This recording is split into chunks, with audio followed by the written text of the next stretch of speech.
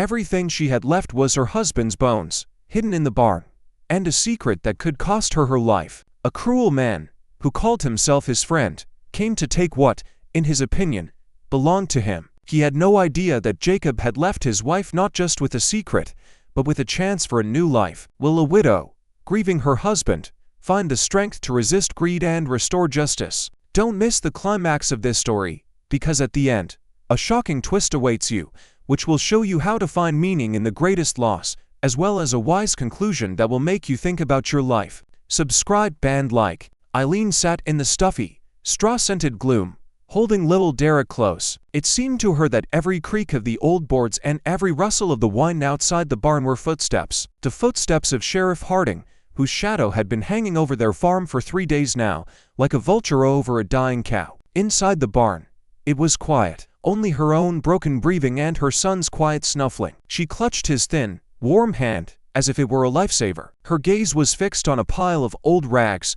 where her only truth and her greatest pain rested. Bones. Her husband's white, dry bones. Jacob's. She herself brought them here. She and Derek. 2 years ago, their life was like a fragile but beautiful dream. Jacob was her lighthouse in this cruel world. Strong, reliable, with eyes the color of a summer sky and a kind smile, he dreamed of a small house with a white fence and a garden full of apples. He was not a farmer by nature, he was a jack-of-all-trades who came to these parts for a new start. But fate had other plans. 6 months ago, Jacob went to town to sell a batch of tools he had made with his own hands and never returned. Eileen waited for him for 3 days, then a week. She knew something was wrong. With his disappearance, a strange, oppressive anxiety appeared in her. And only a month later, when she had almost lost hope, she found him. No, not him. Only his bones, neatly stacked under an old, dried-up oak tree on the edge of their land. And next to them, like a terrible message, was his favorite flask, empty and rusty. She did not raise a fuss. She knew it was useless. In these parts, no one would look for a vagrant, even an honest one, unless he was rich. And no one would believe her. The people in the nearby settlement, Canyon Blue, had been looking at her with suspicion since she arrived. And without Jacob, with a child in her arms, she turned into an easy target. So she made a decision. She collected his bones, wrapped them in an old burlap sack, and brought them to the barn. This was the only place where she could feel his presence. It was her little, terrible secret. I ask you to like and subscribe to the channel, so you will help me in motivation to make such great stories for you, and I will see that you like them. Enjoy watching, everyone.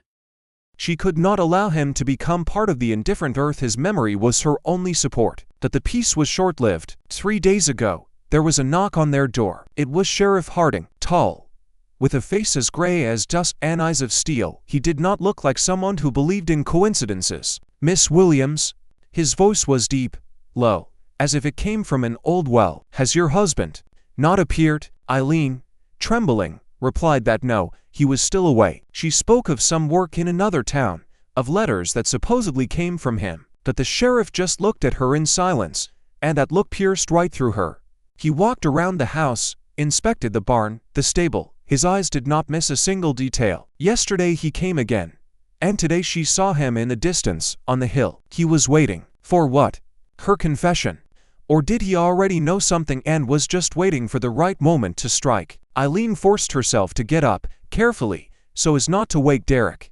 On the floor, next to the bones, lay his flask. She ran her fingers over it. Cold metal, rust.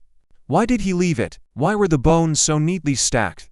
These questions tormented her. She listened. In the distance, she heard a horse's hooves. They were too loud, too close. Fear filled her lungs, not letting her breathe. It's the sheriff. He's coming here. Her heart beat like a trapped bird. She looked at her sleeping son, his fair hair, so much like Jacob's, and his rosy cheeks. She could not let her woe grow up without a mother. In this cruel world, she had to do something. Her gaze fell on the bones. She could not leave them. It would be a betrayal, but there was nowhere to hide them. The hoofbeats were getting closer and closer. Eileen grabbed the flask. There was something in it. She shook it.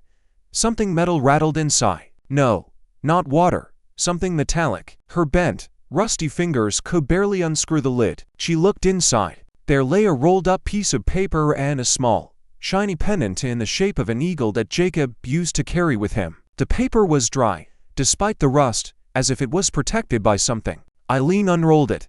Tiny, sprawling letters wrote something that made her freeze. It was not a list, not a note. It was more like a map. A map drawn by his hand. The hooves stopped right at the entrance to the barn. Light broke through the crack between the boards. She heard Harding's hoarse voice, addressed to someone else. I told you she was here. And this is her aunt. Eileen hid the map and the pendant in her apron pocket, pressed Derek, who had already woken up and was looking at her with frightened eyes, close to her. She was ready. She did not know what would happen next, but she knew one thing. She would not give up. For herself, for her son, and for the one whose bones lay at her feet. The voice of Sheriff Harding was like a stone falling into water, creating ripples that spread through the musty air of the barn. I don't need to look for anything, Mrs. Williams, he said, his voice becoming even lower and colder. I know he is here. His shadow fell on the threshold, hiding the sunlight. Behind him stood his deputy, a young man with frightened eyes, a rifle in his hand. Eileen hugged Derek tighter, feeling his little heart beating in unison with her own. I don't know what you're talking about, Sheriff, she replied, trying to keep her voice steady. My husband is away. Harding took a step forward. His boots squeaked on the straw. He looked around the barn. His gaze lingered on the pile of rags where the bones rested. But he didn't even come closer. He looked directly at her, and she was overwhelmed with the feeling that he could see everything. Her every fear, every lie. You hit him, he stated, as if he were talking about a lost pot. Why'd? Eileen swallowed. Every second felt like an eternity. She desperately tried to come up with a new lie, but the words were stuck in her throat. At that moment, she remembered the map. It was as if an electric shock went through her body. This map. It could be the key not only to the truth, but also to salvation. She realized that she had no other choice but to take a risk. I will tell you everything, Sheriff, she said, forcing herself to look him in the eye. But not here. And not now. It's not safe here. Harding scoffed, not hiding his contempt. I need something to make me believe you. Don't play games with me. Mrs. Williams. Eileen handed him Jacob's pendant. He caught it in the air. In the dim light, the pendant glistened. An eagle, spreading its wings. A symbol known only to a few in these parts. Harding squeezed the pendant in his fist. His eyes widened. Surprise was replaced by deep suspicion. Where did you get this? His voice trembled. A note she had not expected to hear. A note not of anger, but of something else. He gave it to me, and I found it with Jacob's remains. Under the old oak, she spoke quickly, watching his face change. The map was there too. He left it for me. Harding was silent, examining the pendant. Then he turned to his deputy, who was still clutching the rifle. Go back to town. Tell them I'll be late, and not a word to anyone. Debo nodded and obediently walked out, his boots shuffling on the ground, moving away. The sheriff returned, kneeling in front of Eileen. His face was different now, not so cold and hostile. Mrs. Williams, he said, I don't know what you found, but it can't be a coincidence. This pendant is a sign of my brotherhood. We were soldiers, and Jacob was one of the best. He left this for you because he trusted you. What is in this map? I don't know. Eileen answered honestly. I didn't have time to look at it. Show me. He held out his hand. With trembling fingers, she took the rolled-up paper from her pocket. Harding carefully took it and unrolled it. He leaned towards the light, his gaze gliding over the lines and symbols drawn on the old paper. This is. His voice became tense. This is the place where we hid our reward. We hid it so we would never return to the past. Reward? She asked again, not understanding anything. What reward? Help me. Eileen, he said, addressing her by name. And I will help you. I must protect this secret. And you. You are in danger. Eileen did not know whether to believe him or not, but she had no choice. Her despair was so deep that she was ready to grab onto any straw. Why have you been looking for me for so long? She asked. I wasn't looking for you, Eileen. I was looking for him. His body. I knew he had disappeared, but I couldn't find him. And 2 days ago, I received a letter. Anonymous, with your name and location. I had to make sure you were not with him. The letter said that Eileen was Jacob's accomplice, and that she was hiding the loot in her barn. And who sent that letter? I don't know. His voice sounded sincere. But I suspect it's someone from our group. From our squad. Someone who could not forget the past and who is looking for our reward. Eileen felt her world turn upside down. Her husband, whom she considered a simple craftsman, turned out to be part of some secret organization. She remembered his always tense look, his secrecy, his night terrors. All of this now had a new meaning. He was not like everyone else, she said, and her words were full of pain and resentment. He didn't tell me about the past. Why? Because that was our rule. We left the past behind to start a new life. And this pendant, he held up the pendant, this was our sign. I thought I had lost it. But Jacob, he was too good a man. He couldn't forget. Harding's gaze shifted to the bones. We need to rehide him, he said. But first I need to figure out this map. He looked around, his gaze once again becoming piercing. Not a word to anyone, Eileen. Not to anyone. I'll be back tonight. We'll bury Jacob the way he deserves, and then we'll deal with this map. He got to his feet. But if you deceive me, his voice became harsh again. If even a word gets out, I will find you, and then you will have nowhere to run. Harding walked out, leaving behind only the rustle of straw and a feeling of complete despair in Eileen's soul. Now she was drawn into someone's dangerous game. She was not just a widow, but the keeper of someone else's secret that could cost her life. And all this for the sake of a man whom, as it turned out, she barely knew. Night fell on the prairie, bringing with it cold, damp anxiety. Eileen lay in the barn, holding Derek close to her. She could not sleep, waiting for Sheriff Harding to return. Every creak, every rustle seemed to be him, but he was not there. It seemed to her that the hours had stopped. At midnight, when the moon flooded the barn with a ghostly light, she heard footsteps, heavy, unhurried, not at all like Harding's footsteps. The barn door opened with a terrible screech. On the threshold stood not the sheriff, but a tall, broad-shouldered man with a cruel face that Eileen would never forget. His name was Clive. He was part of the squad that was chasing Jacob, and his face was full of malice. He wore a dirty hat, with dirty hair and dirty clothes. He was such a person that his appearance made you feel sick. I knew you were here, he rasped, his voice rough as sandpaper. I knew you knew something, because you were always his shadow. I came for what he left, and you will give it to me, and I will leave you and the child alone. Eileen felt fear gripping her throat. She could not speak. She hugged Derek, covering him with her body. What do you want from me? She whispered. You know what, he answered, pulling a revolver from his holster. The map, he hid. Do you think I don't know? Eileen did not know what to say. She did not know how he could know about the map, but then she remembered Harding's words about the letter. It was him, Clive, who was the traitor. He sent the letter to find Eileen and take the map. She felt her anger and hatred growing, but her emotions were hidden deep inside, because she did not want him to know that she was not just a silly woman. She knew she had to be smart to survive. What map? She repeated again, trying to speak more confidently. Clive laughed. His laugh was unpleasant. Jacob was a fool. He thought he could trick us all, but I knew him better than anyone. He left a map, and you will give it to me. He took a step forward, and his boot caught on Jacob's bones, which were lying on the floor. The bones scattered, and a rusty knife was visible among them. Clive lowered his eyes, and his face was distorted in horror. This can't be, he whispered. Did you kill him? Eileen felt sick. She wanted to cry, but she held back. She knew she had to use this moment. Yes, she said, her voice hard as steel. I killed him. He betrayed me. He left me alone, and I couldn't take it. And now I am waiting for the sheriff. He knows I am here, and he will come. Clive looked at her, and his eyes were full of doubt. No, you couldn't have. I know Jacob. He would never have left you.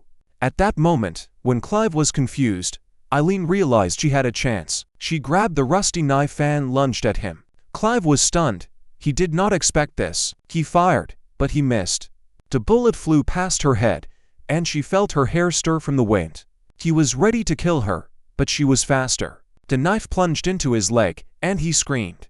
At that moment, Sheriff Harding ran into the barn. He shot Clive, who did not have time to react, and Clive fell to the ground. Eileen felt a relief that she had not felt in many years. I told you I would be back, he said, lowering his revolver. I knew he was here. I was waiting for him to betray himself. Eileen looked at him, and it seemed to her that she did not know this man. What? She asked. I knew he would come. He was one of those who could not forget the past.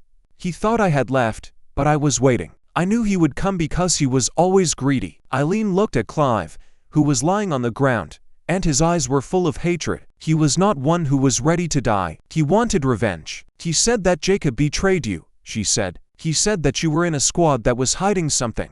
Harding nodded. Yes, we were in a squad.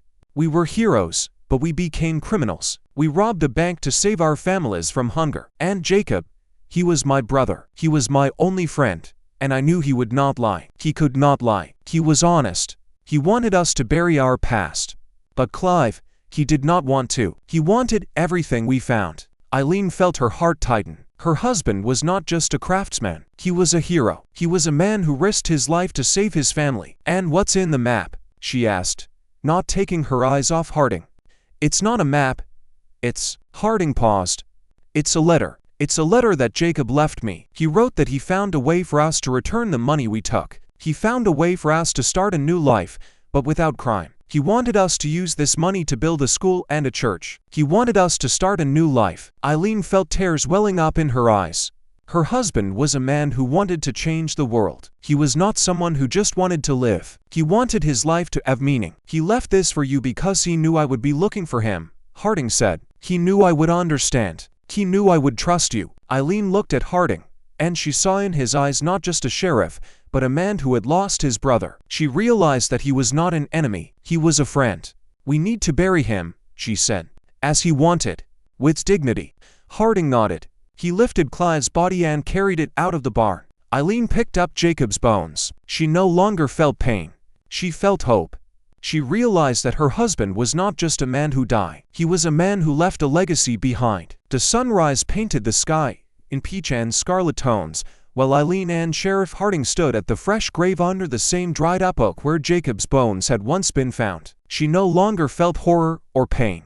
There was only quiet, calm sadness and deep, unshakable hope. They buried him with dignity, as he deserved, not as a criminal, but as a hero. Harding read the letter that was the map. In it, Jacob spoke of his dream, to return the stolen money, use it for a good cause, and cleanse his soul so that his son could be proud of his father. He wanted to build a school and a church. Harding's voice was hoarse. In Canyon Blue, it was his redemption. Eileen looked at Derek, who was sleeping quietly in her arms. His father, whom she considered a simple craftsman, turned out to be a man with a huge heart and faith in goodness. And now she had to continue his work. It was her reconciliation with the past, with his secret and with her own pain. The sheriff helped her dig up an old wooden box from under the floor in the barn. It was heavy, full of gold coins and old banknotes. It was full of the past. Looking at this wealth, Eileen did not feel greed, only responsibility. She knew that this money did not belong to her, but now it belonged to her son, and she had to use it wisely. The sheriff took a small pouch out of the box and gave it to her. This is your share, Eileen. Yours and Derek's. Start a new life, he said, his eyes full of respect.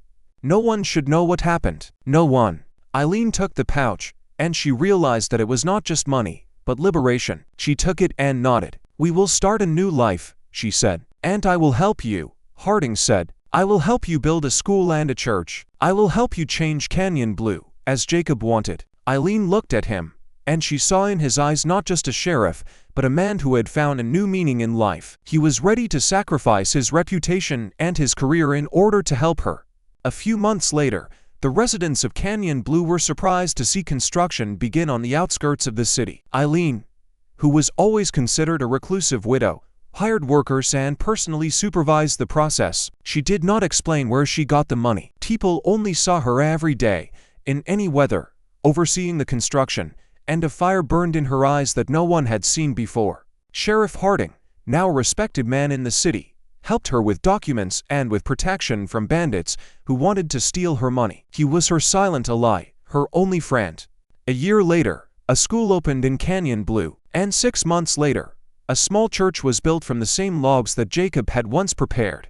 On the church doors hung a small sign that read, "Dedicated to the memory of Jacob Williams, a man who wanted to change the world." Eileen made peace with her past.